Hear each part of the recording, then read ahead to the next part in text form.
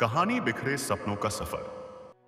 रिश्ते केवल दो लोगों के बीच का बंधन नहीं होते, बल्कि पूरे परिवार और समाज से जुड़े होते हैं।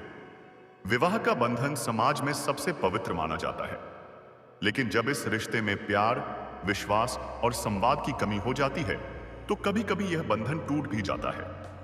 और यही टूटन कहलाती है तलाक। मीरा एक समझदार और आत्मनिर्भर लड़की थी। पढ़ाई में हमेशा अव्वल और सपनों से भरी हुई। उसका सपना था कि वह एक शिक्षिका बने, बच्चों को पढ़ाए और अपना जीवन आत्मसम्मान के साथ जिए। अनिल एक इंजीनियर था। उसकी मुलाकात मीरा से एक पारिवारिक रिश्तेदार की शादी में हुई थी। दोनों की बातचीत हुई और धीरे धीरे रिश्तेदारों की सहमति से उनकी शादी तय हो गई। शादी के शुरुआती दिन किसी सपने से कम नहीं थे। अनिल मीरा को छोटे छोटे गिफ्ट देता, उसे घुमाने ले जाता और मीरा हर दिन उसके लिए नए पकवान बनाती। दोनों को लगता था कि उनका रिश्ता हमेशा यूं ही बना रहेगा। समय बीता और मीरा ने अपनी पढ़ाई पूरी कर ली। वह नौकरी करना चाहती थी ताकि अपनी पहचान भी बना सके, लेकिन अनिल और उसके परिवार को यह बात पसंद नहीं आई।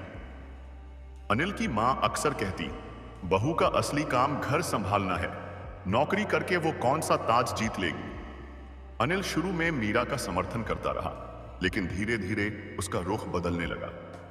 उसे लगता कि अगर मीरा नौकरी करने लगी तो घर और बच्चों की जिम्मेदारी कौन उठाएगा। मीरा ने कई बार समझाने की कोशिश की, मैं नौकरी के साथ साथ घर भी संभाल लूंगी, बस मुझे अपने सपनों को जीने का मौका चाहिए।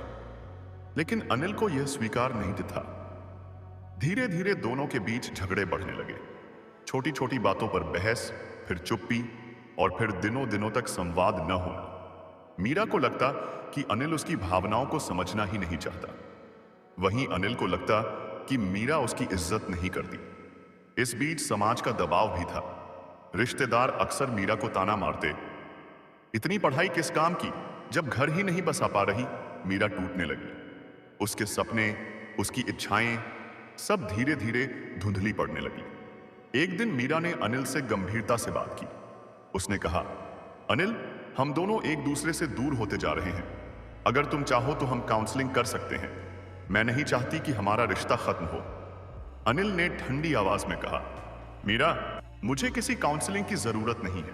अगर तुम्हें इस घर में रहना है तो वैसे ही रहना होगा जैसे मैं चाहता हूं। यह सुनकर मीरा का दिल टूट गया। उसने आखिरी उम्मीद भी इस बीच खो दी। कई महीने तक सोचने के बाद मीरा ने अदालत का दरवाजा खटखटाया। तलाक की याचिका दायर करते समय उसका दिल कांप रहा था। उसे लग रहा था मानो उसकी पूरी दुनिया ढह गई हो। अदालत में अनिल और मीरा आमने सामने खड़े थे। जज ने दोनों से कई सवाल पूछे। मीरा ने रोते हुए कहा, मैंने इस रिश्ते को बचाने की पूरी कोशिश की, लेकिन जब एक पक्ष ही साथ न दे तो रिश्ता आगे कैसे बढ़े। अनिल खामोश रहा। उसकी आंखों में भी दर्द था, लेकिन उसका अहंकार उसे बोलने नहीं दे रहा था। अंततः अदालत ने तलाक मंजूर कर लिया।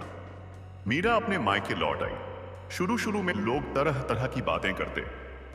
देखा, पढ़ी लिखी लड़कियां यही करती हैं, घर नहीं संभाल पाती। पति अच्छा खासा कमाता था, फिर भी छोड़ दिया। मीरा चुपचाप सब सुनती रही, पर उसने हार नहीं मानी। उसने अपनी पढ़ाई पूरी की और एक स्कूल में शिक्षक की नौकरी पा ली। धीरे धीरे उसने अपनी जिंदगी को नए सिरे से संवारना शुरू किया।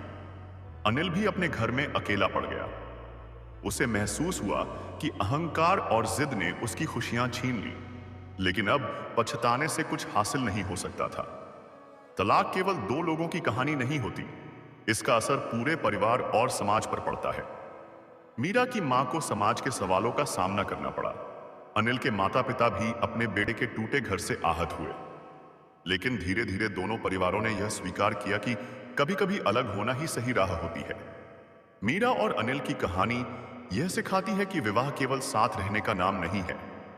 यह एक साझेदारी है जिसमें दोनों की इच्छाओं और सपनों का सम्मान होना चाहिए। मीरा ने अपने आत्मसम्मान को चुना और एक नई शुरुआत की। अनिल ने अपनी गलतियों को देर से ही सही, लेकिन समझा। तलाक उनके जीवन का अंत नहीं था, बल्कि एक नया अध्याय था। संदेश: तलाक समाज में अक्सर नकारात्मक रूप से देखा जाता है, लेकिन कभी कभी यह जरूरी हो जाता है ताकि व्यक्ति अपनी पहचान, आत्मसम्मान और मानसिक शांति को बचा सके। रिश्ता तभी टिक सकता है जब उसमें प्यार, विश्वास और संवाद हो।